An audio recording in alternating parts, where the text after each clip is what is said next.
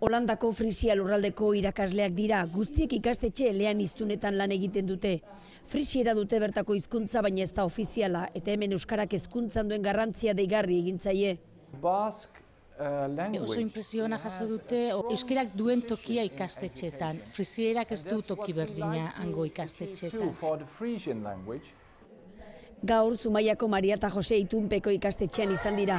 Aste oso egingo dute Euskadin eta gaurko honetaz gain, beste ikastolat eskola publiko batzuk ere ikusiko dituzte, baita material eta irakasleen trebakuntza guneak ere.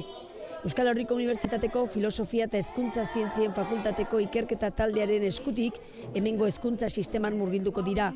Gaur txikitatik hasi eta maila ezberdinetako ikasleen lana ezagutzeko aukera izan dute. Baina eurengandik ere badugu guk zer ikasia. 8 urterekin hasten dira aurrak ingelesa ikasten eta derrigorrezko hezkuntza amaitzean hizkuntza hori hobeto ezagutzen dute. Sekretua, telebista.